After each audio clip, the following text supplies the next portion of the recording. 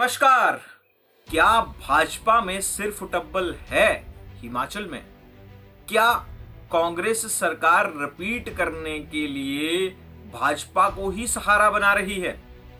क्या भाजपा खुद के पैरों पर लगातार कुल्हाड़ी मार रही है या फिर बड़े नेताओं का अंतर विरोध क्या भाजपा के लिए हावी हो रहा है हिमाचल में? जी हां, हिमाचल प्रदेश की बात करें तो हिमाचल प्रदेश की धुरी 2017 में धूमल के पास हुआ करती थी। धूमल मुख्यमंत्री का चेहरा थे, चुनाव हार गए और उसके बाद जयराम ठाकुर जो जेपी नड्डा के करीबी हैं, उन्हें मुख्यमंत्री के कुर्सी पर बिठाया जाता है। रविंद्र रवि भी चुनाव हार चुके थे, सतपाल सत्ती भी। कुटलैहड़ से धूमल साहब का एक नेता करीबी चुनाव जीता तो था, लेकिन उसने अपनी संभावनाएं खत्म कर ली जब यह बयान दे दिया कि मैं धूमल जी के लिए सीट छोड़ सकता हूं।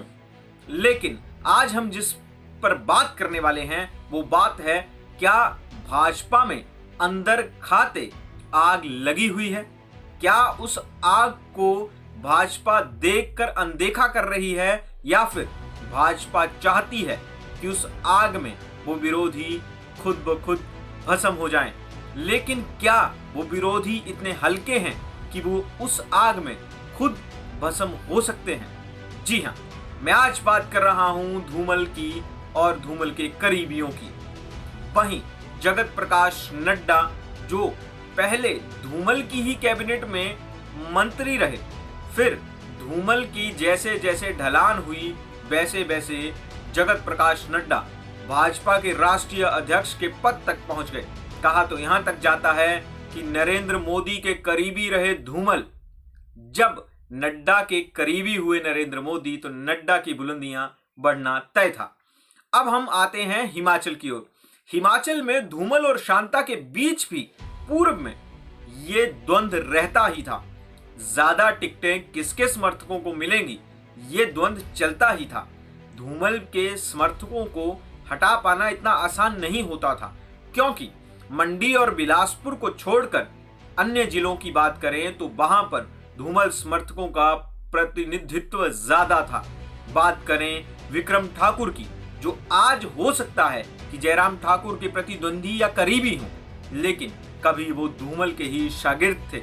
रविंद्र रवि की बात करें, धूमल के साथ ही राजनीति का आगाज करने वाले रवि भी उस लाइन में थे। आज भी वफादारियां कहीं ना कहीं हमीरपुर में ही हैं। वहीं बात करें वीरेंद्र कंवर की, जो 2003 से विधानसभा पहुंचने का सिलसिला जारी करते हैं, वो भी धूमल के करीबी ही रहे हैं। वहीं अब मैं आपको सिलसिलेवार वो नाम बताऊंगा जिन नामों की कहानी बहुत लंबी है। हम चलते हैं पहले हमीरपुर से ही।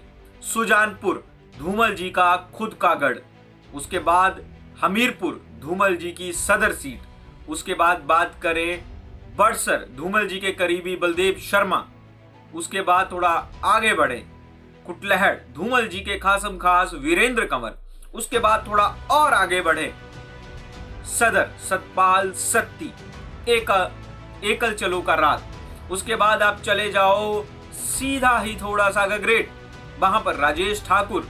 आप चिंतपूर्णी चले जाओ बलबीर चौधरी, उसके बाद थोड़ा आगे बढ़िए सुलह रविंद्र रवि, देहरा रमेश धवाला, इसी तरह डलहौजी चले जाओ डीएस ठाकुर, भटियात चले जाओ विक्रम जरयाल, आप उसके बाद जुबल कोटखाई चले जाओ चेतन ब्राक्टा, भरमौर चले जाओ जनक राज, नूरपुर चले जाओ रविंद्र निक्का, डलहौजी चले जाओ देवेंद्र कुमार। ये वो नाम हैं जो आज भी भाजपा की धुरी बने हुए हैं अपने विधानसभा क्षेत्रों में।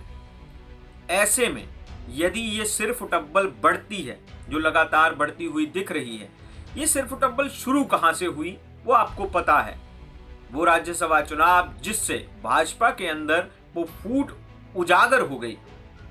पूर्व प्रत्याशियों को जो चुनाव हारे हुए थे उन 9 कांग्रेसी नेताओं से या निर्दलियों से, उनको टिकट काटकर साइडलाइन करके उनको चुनाव लड़ाया गया। वहीं से 9 कॉन्स्टिट्यूएंसीज तो वो हो गई।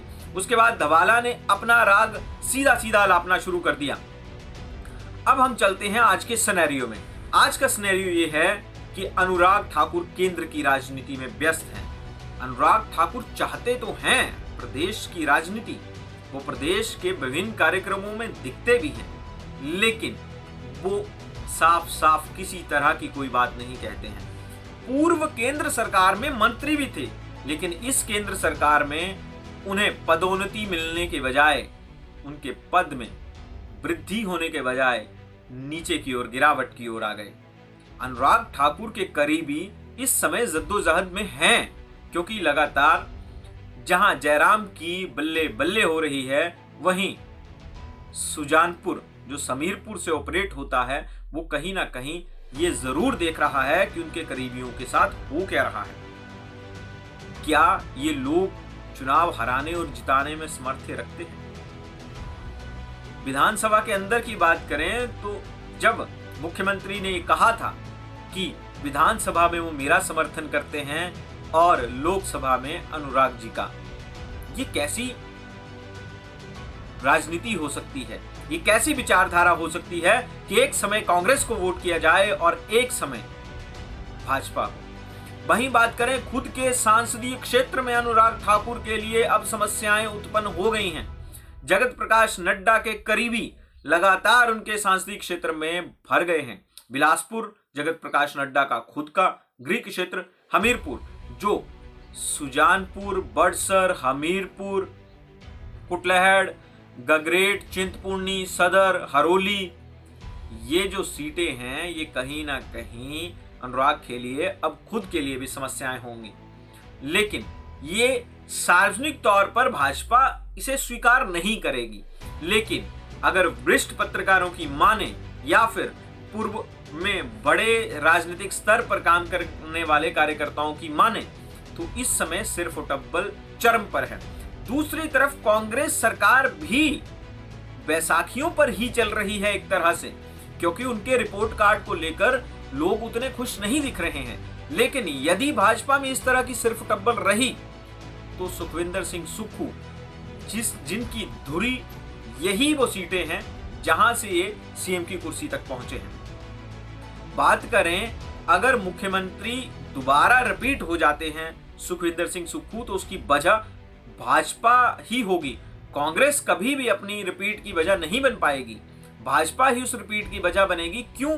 क्योंकि कांग्रेस की 20 से 22 सीटें ऐसी हैं जो कांग्रेस लगभग जीत ही जाएगी, लेकिन उन्हें 15 से 18 सीटें ऐसी भी दिख रही हैं जहां पर सिर्फ टब्बल अभी भी कायम है भाजपा में, जहां भाजपा के दो बड़े बड़े लीडर्स, कद्दावर लीडर्स बैठे हुए हैं। बात करें कुटलहड़ की, कुटलहड़ में कांग्रेस लगातार क्यों हारती थी? क्योंकि एक समान कद के लीडर्स कुटलहड़ में कांग्रेस के पास होते थे। अब वही स्थिति भाजपा में हो गई है। भाजपा में भी एक समान कद के लीडर अब विभिन्न क्षेत्रों में उत्पन्न हो गए हैं। यही वजह है कि भाजपा की सिर्फ टब्बल भाजपा के लिए हावी होती जा रही है। अब देखना यह है कि क्या भाजपा इस सिर्फ टब्बल को नियंत्रित कर पाती है। यदि नहीं, तो क्या अनुराग ठाकुर के चहेते कोई खिचड़ी पकाएंगे?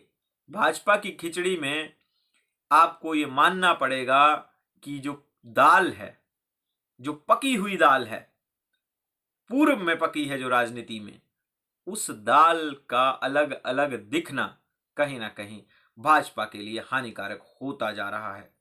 आपको क्या लगता है कि भाजपा एकजुट है? क्या भाजपा में गुटबाजी नहीं है? आप बताइए कमेंट के माध्यम से। और यदि वीडियोस आपको पसंद आ रही हैं तो चैनल को सब्सक्राइब जरूर करें। धन्यवाद।